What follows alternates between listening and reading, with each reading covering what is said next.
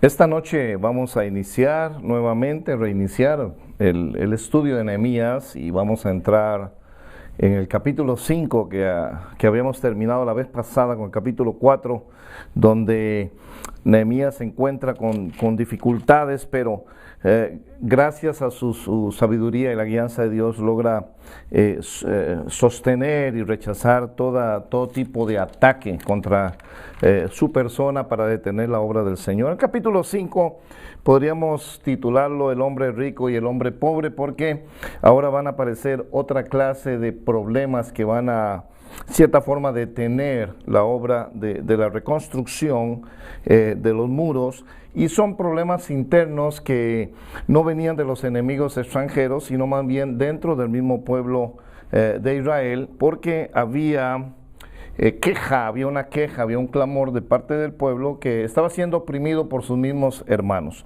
El capítulo 5, sin lugar a duda, nos da una gran enseñanza de cómo manejar no solo los problemas externos como en los otros capítulos, pero ahora vamos a ver la sabiduría y la guianza de Dios en la vida de Nehemías para poder gobernar bien y manejar estos problemas de índole relacional entre los mismos hermanos judíos.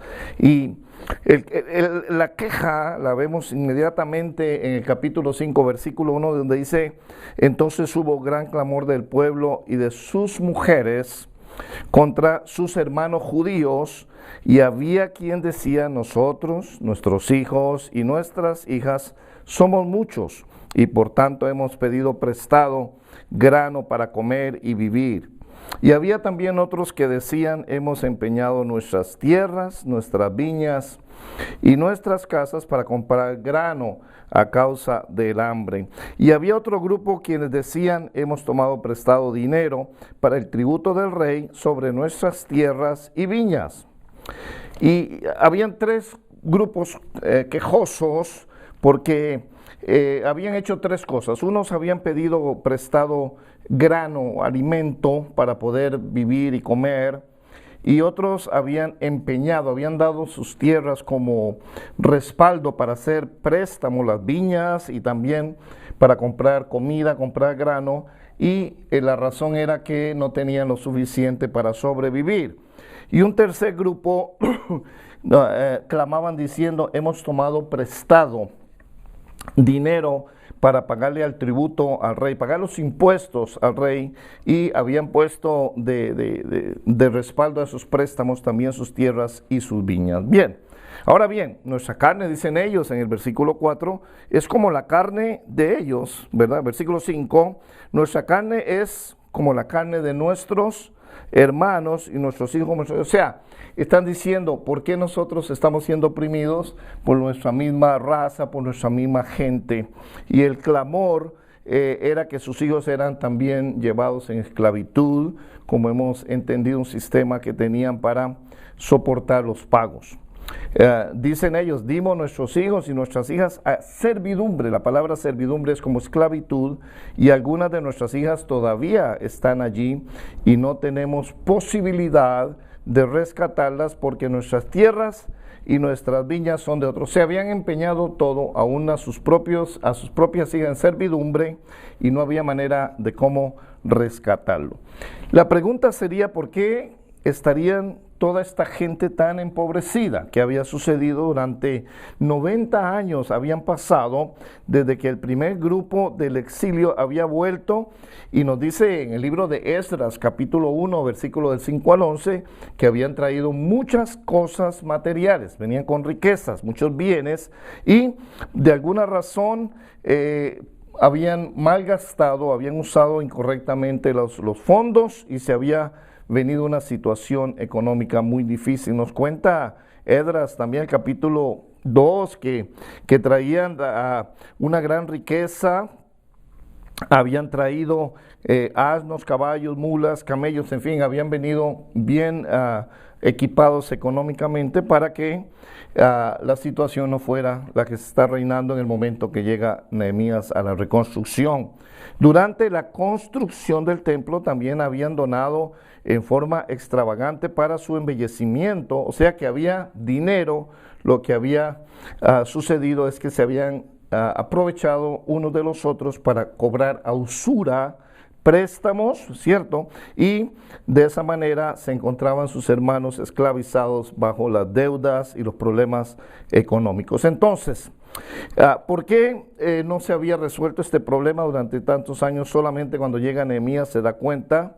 Bueno, estos tres grupos que habían venido anterior a restaurar la ciudad y los muros habían fracasado en su intento, pero ellos, los que habían sido a usura empobrecidos, claman, ¿verdad? Porque no tienen lo suficiente, y se habían convertido algunos en mercaderes y otros en trabajadores también, y otras razón era que las familias eran muy numerosas y era difícil el mantenimiento. Esa sería la primera situación, era su tipo de trabajo que no les permitía tener tierras, y por lo tanto se encontraba en condición económica difícil.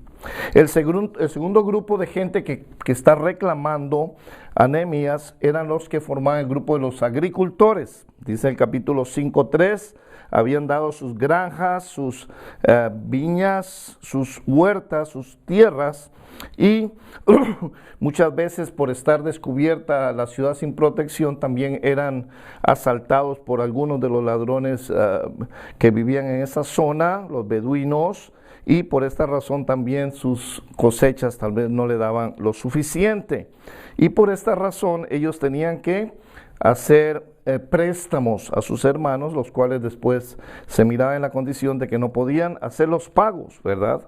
Ahora, en la ley decía en Deuteronomio 23, 19, 20 y también el capítulo 24, que una persona podía darse en esclavitud o en servicio por razón de deuda, y podía poner a sus hijas para responder aquella deuda por un periodo de tiempo que después de los 7 años eran librados, ¿verdad?, de la esclavitud o de la servidumbre, y eso se llamaba el Shemitah, que era en Éxodo 21, 2 y 7, y también Levítico 25 nos habla de que en el séptimo año, después de 6 años de servidumbre, eran libres de nuevo y volvían a su familia, a no ser que el año del jubileo cayera en medio de alguno de estos años, entonces automáticamente quedaban libres de su servidumbre. Lo que estaba sucediendo sin lugar a dudas con Nehemías en este tiempo es que ni siquiera ellos estaban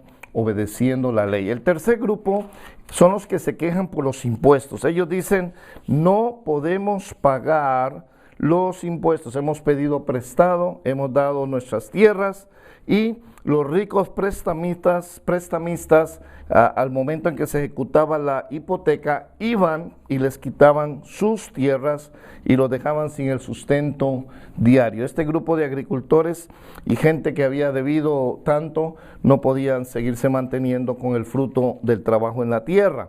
De manera que ellos reclaman y dicen: también nosotros somos humanos, nuestros hijos también son hijos como los hijos de ellos.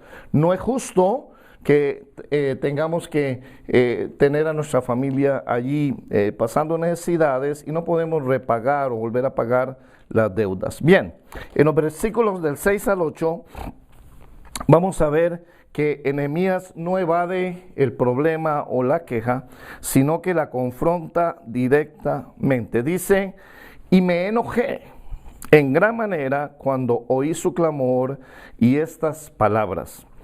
Entonces lo medité y reprendí a los nobles y a los oficiales y les dije: exigís interés cada uno a vuestros hermanos, y convoqué contra ellos una gran asamblea y les dije: nosotros, según nuestras posibilidades, rescatamos a nuestros hermanos judíos que habían sido vendidos a las naciones, y vosotros vendéis aún a vuestros hermanos y serán vendidos a nosotros. Y callaron, pues no tuvieron que responder. Vamos a ver la actitud de Nehemías. Nehemías al darse cuenta de la situación, su primera reacción es coraje, enojo. Dice, me enojé fuertemente por lo que estaba pasando y notó que todo lo que se había venido practicando era contrario a las escrituras, los mandamientos de Dios para el pueblo de Israel, porque no estaban obedeciendo. Por esta razón, él reprende a los nobles, a los ricos, a los oficiales y les dice, exigís interés cada uno de vuestros hermanos. Esta, sin embargo, no era la única queja del pueblo. La protesta era bien diferente. Se lamentaban de la escasez de alimentos, de verse forzados a hipotecar sus tierras, de la servidumbre y de los tributos que tenían que pagarle al rey. La respuesta de Nehemías fue directamente al corazón de todo el problema. No perdió tiempo en asuntos que no tenían que ver en esta situación y pudo ratificar fácilmente, pero con seguridad lo que tenía que caminar y cómo iba a caminar en la siguiente parte de resolver el problema. Dice que lo medité, no permitió que el enojo primero le hiciera moverse a hacer cosas incorrectas, sino que dice, y lo medité, evaluó la situación y llegó a la conclusión que todo el conflicto radicaba en la explotación mantenida. Estaban explotando a los más débiles. Por ello fue directamente a reprender a aquellos nobles y a los funcionarios que eran los que poseían las hipotecas y estaban prestando dinero en usura a sus hermanos. Nehemías lo reprende fuertemente, los hace, dice, ¿verdad?, que los trae a una reunión y les exhorta que lo que están haciendo no es correcto, están haciendo algo contra la ley de Dios y les faltaba también el amor fraternal por sus hermanos viendo la situación en que estaban viviendo. ¿Qué podía hacer entonces Nehemías para oponerse a esas fuertes influencias, esas fuerzas de los nobles? Él veía las cosas en forma muy diferente. Era un hombre de principios y sabía que las personas no viven de acuerdo con las enseñanzas de Dios, entonces no pueden disfrutar de las bendiciones que Dios les tiene. Dándose cuenta de que había un nuevo planteamiento del asunto, solo serviría para debilitar la situación. Convocó, dice, a una gran asamblea del pueblo en contra de ella. Una acusación, es un juicio, literalmente, para traerlos a estos líderes delante del resto del pueblo, en una asamblea, para hacer ver todo lo que ellos estaban haciendo incorrectamente. Es un reproche, sí les reprocha, y nos muestra que un líder debe sentar el ejemplo. Describe su propia conducta y compara lo que ha estado haciendo con las actuaciones de los nobles. Les dice allí que él mismo, ¿verdad?, había tomado de lo suyo, había repartido, había hecho lo suficiente para librar a algunos de los esclavos y les había prestado y ayudado también en sus necesidades. Los líderes de los judíos permanecen en vergonzoso silencio cuando Nehemías les reprende al darse cuenta que han vendido a los hijos de Judá como esclavos. La vergüenza de ellos aumenta al hacerse público que muchos de los que han vendido a las naciones, le dice Nehemías en el versículo 8, habían sido comprados por el propio Nehemías, quien les había devuelto la libertad. Qué vergüenza para estos líderes. Nehemías mismo había usado de su dinero para librar a algunos de los hermanos judíos que sus mismos hermanos poderosos les habían vendido a los extranjeros. Nehemías entonces los reprende por no haber actuado, dice allí, con el temor de Dios. Esto es autoridad divina. Y los invita a unirse con el fin de prestar dinero y granos a aquellos necesitados sin interés de ninguna clase. No que quitó el préstamo, pero quitó el interés o la usura por el préstamo. De nuevo, lo vemos predicando con el ejemplo. Esto es fundamental en el liderazgo. No podemos pedirle a otros hacer lo que nosotros no estamos haciendo.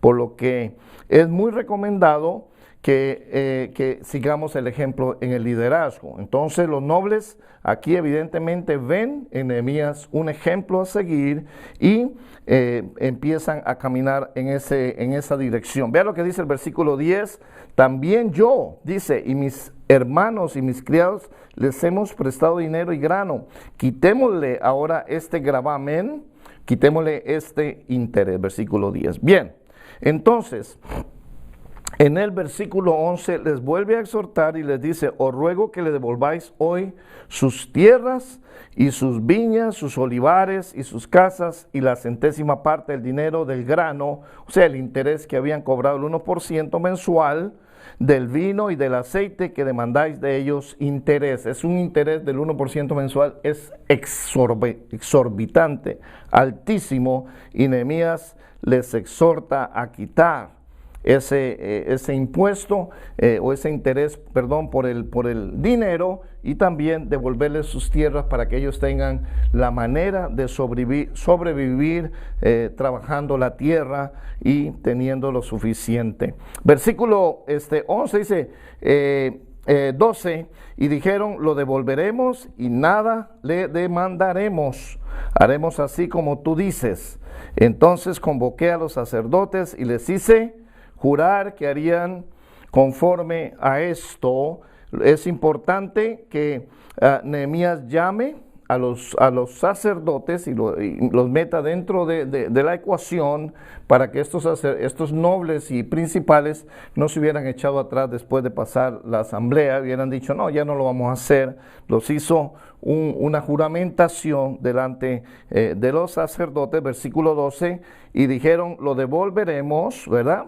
Y los hizo jurar, dice, y nada le manda, y los hizo jurar que lo harían. Versículo 13, además sacudí mi vestido y dije, así sacuda Dios de su casa y de su trabajo a todo hombre que no cumpliere esto, y así sea sacudido y vacío. Y respondió toda la congregación, amén, y alabaron a Jehová. Y el pueblo hizo conforme a esto. Aquí los puso en una situación que no tenían salida. Tuvieron que hacer un juramento, y esta forma oriental de sacudirse el vestido es simbólico. Era como una forma de darles a entender que de la misma manera el que no cumpliera con este juramento de devolver lo justo a los que habían oprimido, Dios mismo los iba a sacudir de la tierra del trabajo, iba a negociar con ellos de una manera muy dura.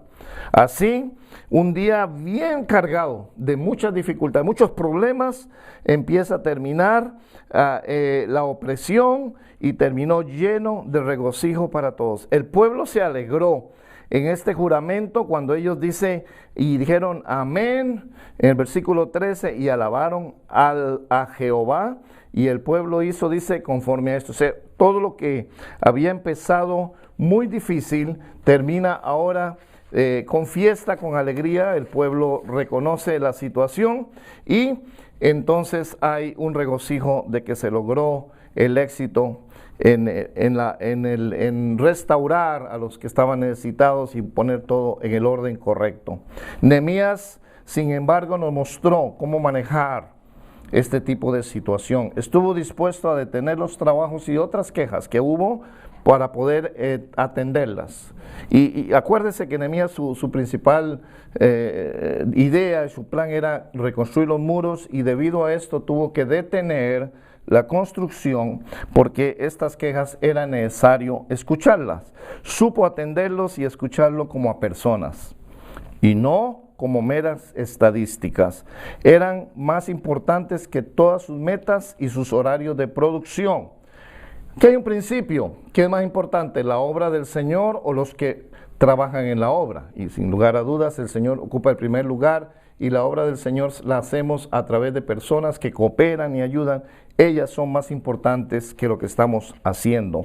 Eran muy importantes todas sus metas y todo lo que estaba planeando, pero más importante era oír las quejas y las protestas de aquellos que estaban también cooperando y ayudando en la reconstrucción de los muros. Amén. También pudo conocer la realidad que existía bajo la cubierta de sus pronunciamientos externos. De no haber procedido en la forma que lo hizo, hubiera atacado el fruto y no las raíces del problema. El problema era una costumbre de explotación de hermano a hermano. Tarde o temprano hubiera tenido que diversificar sus esfuerzos a fin de ocuparse de una multitud de males sociales, y esto hubiera obstaculizado sus propósitos originales.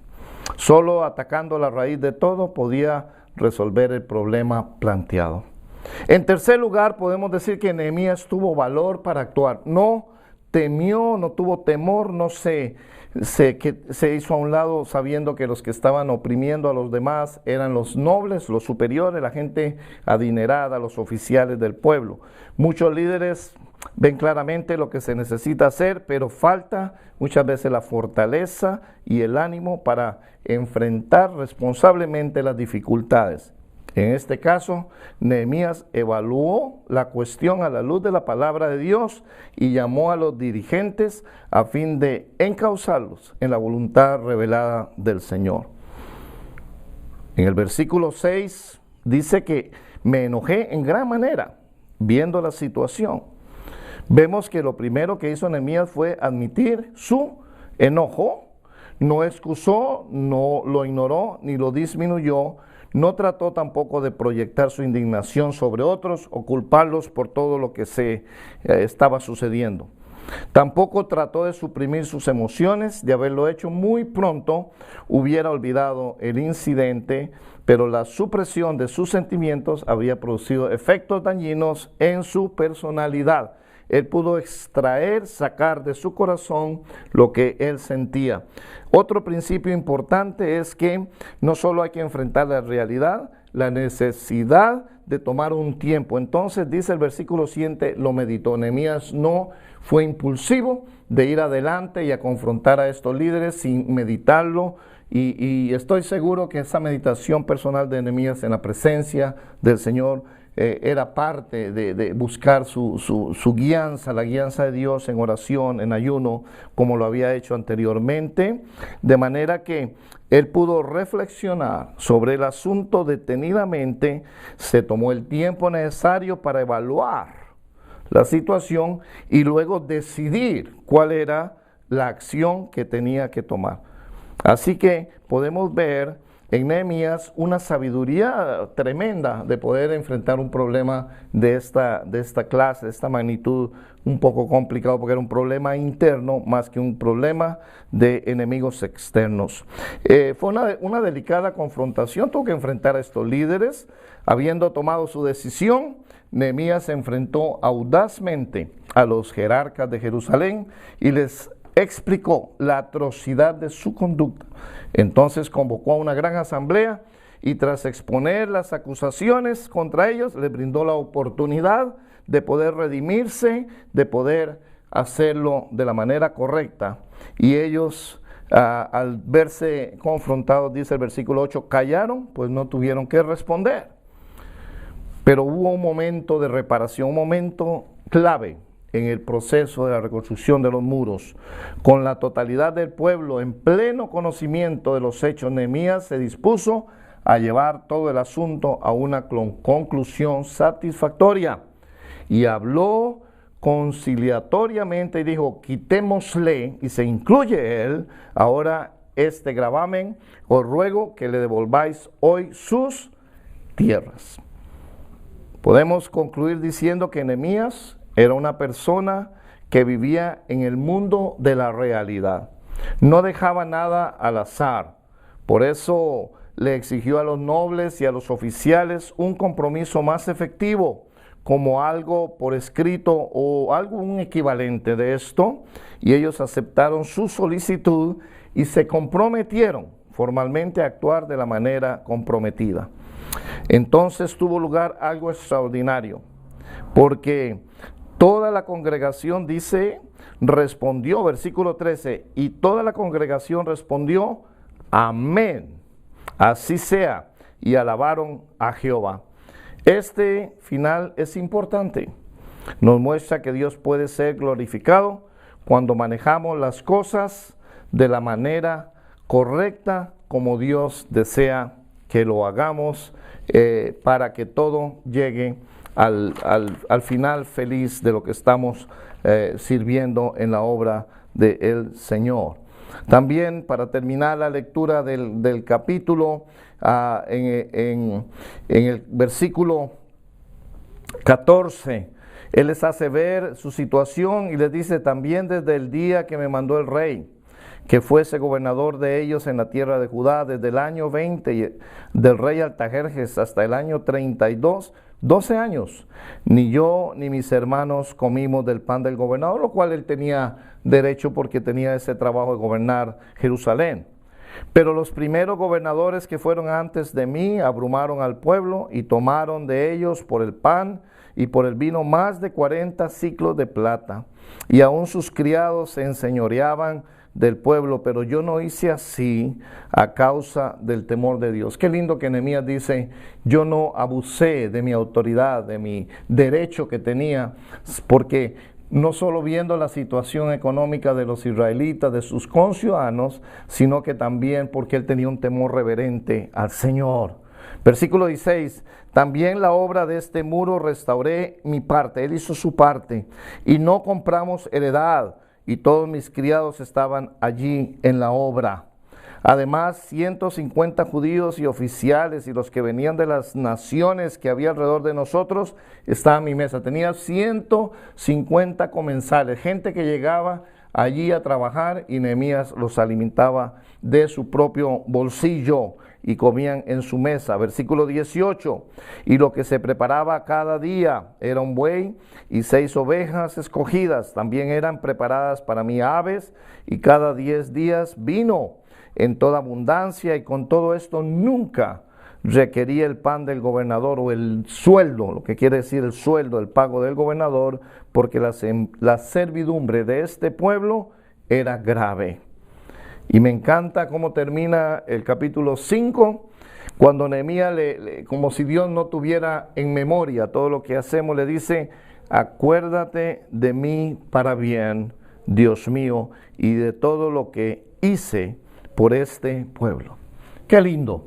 Nehemías le recuerda a Dios, pero Dios sabe todas las cosas, Dios es omnisciente.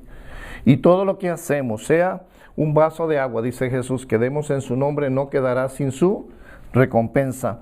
Vemos a Nehemías, un amor por la ciudad de Jerusalén, un amor por los conciudadanos, un corazón para ellos abierto, buscando siempre el beneficio no personal, sino el beneficio de los demás. Vemos en Nehemías un hombre temeroso de Dios, un hombre justiciero, con justicia. Él no quiso hacerse el que no entendía de la situación económica. Fue y confrontó la injusticia social que estaban viviendo los israelitas en este momento, y él es partícipe de esa restauración social al quitar el gravamen, a devolver lo que había tal vez tenido. Dice: no compré heredad, no tomé ventaja, aún más de mi dinero yo liberé a muchos de mis conciudadanos que habían sido vendidos a los extranjeros, y dando el ejemplo, puso esta situación a un lado, la resolvió y pudo continuar en el plan que él tenía, era la reconstrucción y